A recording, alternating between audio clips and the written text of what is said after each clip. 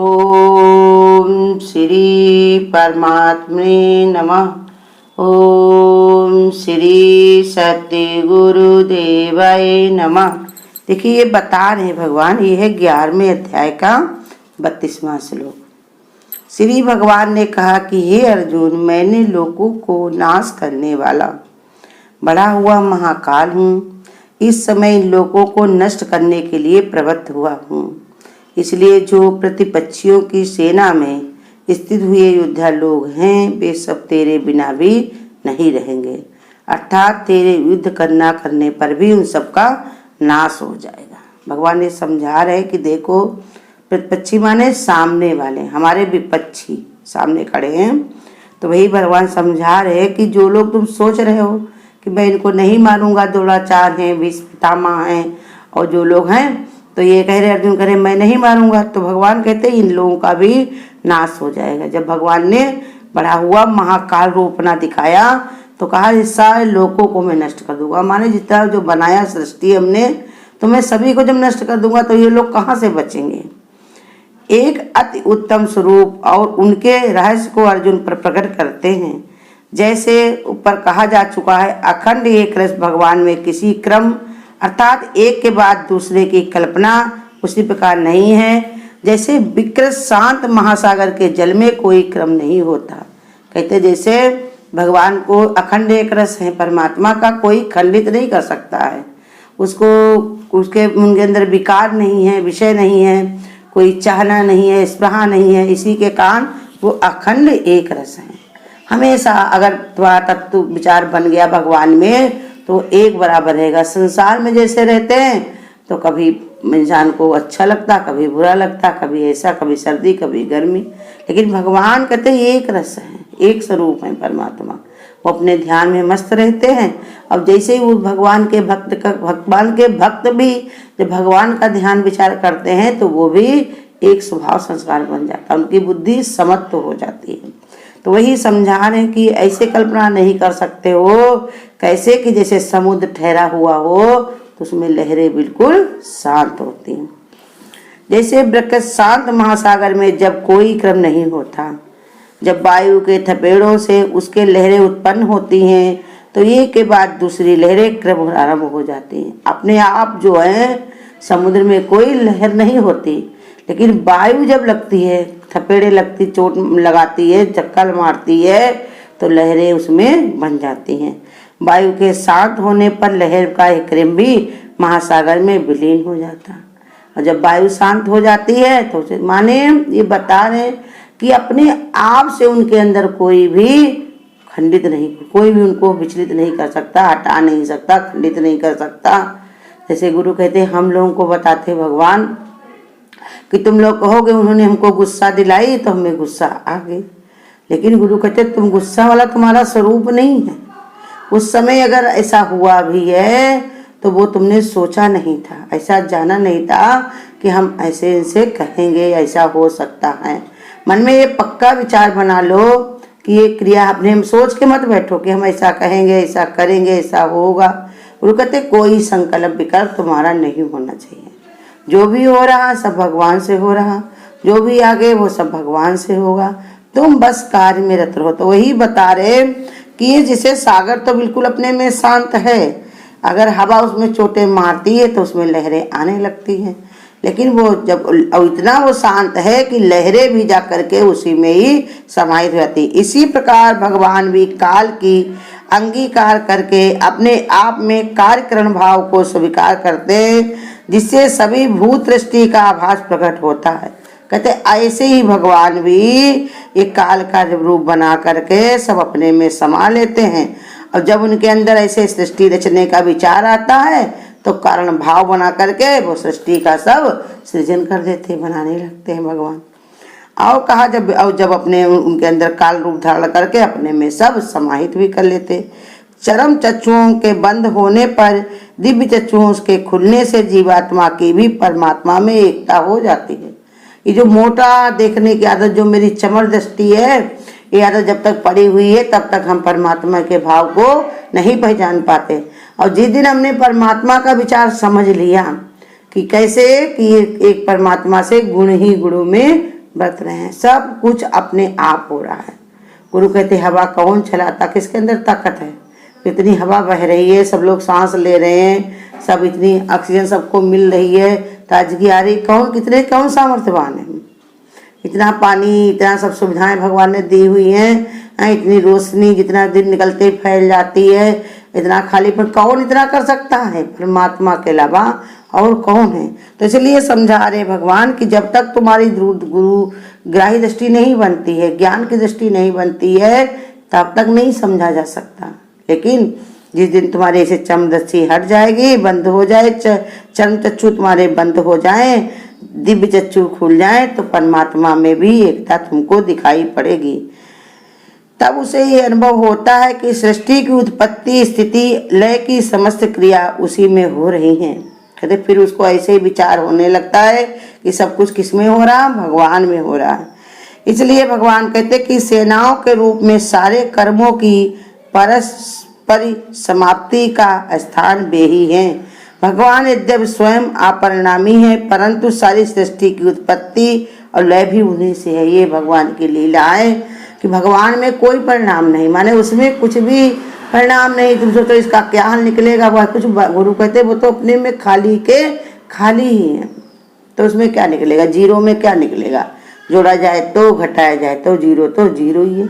तो ऐसे ही समझा रहे भगवान कि परमात्मा में कोई परिणाम नहीं है, लेकिन वही जीरो अगर किसी एक के आगे लगा दिया जाए, उसके आगे कर दिया जाए एक, तो कितना काम करता है। ऐसे ही समझा रहे भगवान, वो अपने आप में इतना शून्यता में भगवान रहते हैं कि किसी से कुछ भी, उनका कुछ भी परिणाम नहीं निकलता है। ना कोई ये कह सकता है कि भगवान ऐसा करते हैं, ना ऐसा कह सकते हैं भगवान ऐसा नहीं करते हैं। तो इसलिए समझा रहे भगवान की सारी सृष्टि उन्हीं के ही नेतृत्व में हो रही है, सब उसी में, उन्हीं में ही लय हो रही है, उन्हीं की क्रियाएं निरंतर चलती हैं। जीव अल्प बुद्धि होने के कारण सृष्टि में स्थित होने पर अपने को कर्मों का कर्ता भोक्ता मान लेता है। कहते जीव जो है अपनी सृष्टि में जो भी कर्म हो रहे हैं, उन्हीं को अपना कर्ता मानने के कारण उन्हीं का भोक्ता भी मान लेता है। कर्ता सो भर्ता वही जन्म मरण में पड़ता, इसी के कारण वो अपने को भोक्ता मानता है, और ये भोक्ता की सजा भी उसको मिलती है। होता तो सब भगवान से है। जैसे गुरु बताते हैं कि किसी ने उस पर गोली चलाई, लेकिन तुम सांस से आराम से कह दो हमने चलाई, तो क्या तुम बच जाओगे, तुमको पकड़े जाएगा। वो पुलिस वालों को आसान काम हो जाएगा कि भैया खूनी मिल गया, इसी को पकड़ो और उसको कार हो जाएगा। ऐसे ये बता रहे कर्तापन के कारण ही उनको ही सजा मिलती, भोगना उन्हीं को पड़ता है। इस कर्म वासना से उनको असंग जन्म लेने पड़ते हैं। ये भी नहीं कि एक बार छुट्टी मिल जाए, इसी के कारण ही उनको असंग जन्म लेने पड़ते हैं, जिनकी कोई गिनती नहीं है। 84 लाख योनियां कहने में तो बड़ा आसान है, लेकिन गुरु कहते यही योनियां हजारों बार हमको ग्रहण करनी पड़ती। एक योनि हमारी नहीं कर पाती पूरी, तो नई की तो बार बार इसी में इच्छाएं, कामनाएं, विचार इसी में आ करके हमको पकड़ लेते, कभी अच्छा कभी खराब में, कभी ऊंचे में कभी नीचे में, कभी बुद्धि में कभी बेबुद्धि में, कभी गुरगोरे में कभी काले में। तरह तरह की हमारी ये वासनाएं हमको वही में पकड़े बैठी रहती हैं, लेकिन चलना हमको सब है आगे तक। तो इसीलिए बताया असंख्य माने उनकी कोई संख्या नहीं है, कोई गिनती उनकी नहीं है। परंतु इनसे मुक्त होने का जो सरल तरीका है, सरल उपाय है, वो केवल इतना ही है कि स्वभाव से प्राप्त सब कर्मों को केवल भगवान का निमित्त समझकर ही किया जाए। इस प्रकार कर्म करने से जो कुछ भी प्राप्ति हो उसको भगवान का प्रसाद समझकर ही ग्रहण करे। इसी का आदेश देते हुए भगवान ये सब समझा रहे हैं। कैसे? कहते स्वभाव ऐसा बना लो अपना, इसकी अपनी आदत बना लो कि जो भी काम करो तो पहले भगवान को ही अर्पण करो, भगवान का ही जानो। खाली अर्पण करके जवान से तो कह दिया तेरा तुझको अर्पण, क्या लागे मेरा, कहने से नहीं, वो पक्का निश्चय रखो कि हमारा कुछ नहीं है, इसमें से लाभ हान, जैसे भगवान अर्जुन से कहते तुमको क्या मतलब है, हार मिले तुमको, जीत मिले, मान मिले, सम्मान मिले, कोई अच्छा कहे या बुरा कहे, तुमको इससे क्या मतलब है, तुम हमारा, हमको सारथी बनाया है तुमने, हमको बुला करके लाए हो, तो हमारा काम समझ के करो। इसलिए भगवान ने समझा रहे हैं लेकिन अर्जुन को नहीं समझ में आ रहा था, इसलिए भगवान उन पर बड़ा जोर भी दे रहे, ऐसे समझा रहे वैसे समझा रहे, कैसे भी इनकी समझ में आ जाए। तो कहते हैं वही परमात्मा का सरल उपाय यही इतना ही है कि सब कर्मों का कर्ता भगवान को जानो, इससे कर्तापन से तुम छूटोगे और हमेशा ही हल्के रहोगे। अगर तुमने ऐसा विचार नहीं बनाया तो बोझिल होकर चलो। जैसे एक गुरु पास ज्ञान लेने जाया करता था, गुरु के पास में, तो भाई रोज कहता गुरु हम ज्ञान लेने आते हैं आपके पास, लेकिन ज्ञान हमको लगता नहीं है। तो गुरु ने कहा कि ठीक है, हम तुमको युक्ति बताते हैं, ऐसे किया करो। तो उन्होंने कहा कि देखो कि हम तुमको कल काल बताएंगे। तो जब वो आया तो उसको 4 ईंटा उठा के सर पे रख के और पहाड़ पर चढ़ने को बताया। जब वो चढ़ने लगा, धीरे धीरे थोड़ा ही चढ़ा था, तो गुरु ने कहा एक ईंटा फेंक दो। फेंक दिया। कैसा लग रहा? कि थोड़ा थोड़ा हल्का लग रहा। फिर आगे चला तो कहा एक ईंटा और फेंक दो। तो कहा अब कैसा? कहा थोड़ा ज़्यादा हल्का लग रहा। फिर ऐसे करके 3 फेंक दिए, फिर 4 फेंकवा दिए। जब चारों ईंटा फेंक गए तो कहा अब कैसा लग रहा है? अब तो बड़ा हल्का लग रहा। तो ऊपर गया, बिल्कुल इसको खालीपन लगा। तो यही गुरु बताते कि तुम खाली जबान से ना कहो, सब भगवान को पकड़ के चलो।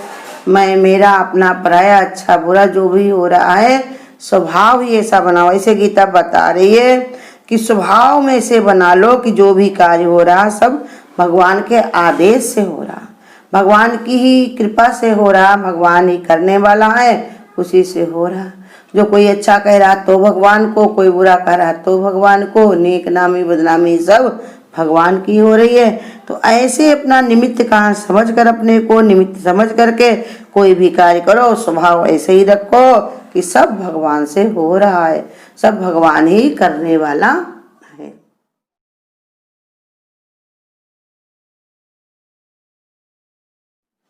मुझे राह से आ गया है तेरे दर पे सर झुकाना, तुम्हें मिल गई पुजारिन, मुझे मिल गया ठिकाना। मुझे राह से आ गया है तेरे दर पे सर झुकाना, मुझे इसका गम नहीं है कि बदल गया जमाना, मुझे इसका गम नहीं है कि बदल गया जमाना। मेरे जिंदगी के मालिक कहीं तुम बदल जाना, मुझे राह से आ गया है तेरे दर पे सर झुकाना। तेरी सांवली सी सूरत मेरे दिल में बस गई है, तेरी सांवली सी सूरत मेरे दिल में बस गई है। मेरे सांवले सलोने मुझे और ना सताना, मेरे सांवले सलोने मुझे और ना सताना। मुझे राह से आ गया है तेरे दर पे सर झुकाना, तुम्हें मिल गई पुजारिन, हमें मिल गया ठिकाना। मुझे कौन जानता था तेरी बंदगी से पहले, मुझे कौन जानता था तेरी बंदगी से पहले, तेरी याद ने बना दी मेरी जिंदगी फसाना, तेरी याद ने बना दी मेरी जिंदगी जिंदगी फसाना मुझे राह से आ गया है तेरे दर। अगर आपको आज की वीडियो अच्छी लगी हो तो वीडियो को लाइक और शेयर करना ना भूलें। आगे की वीडियोस देखने के लिए चैनल को सब्सक्राइब करें और नोटिफिकेशन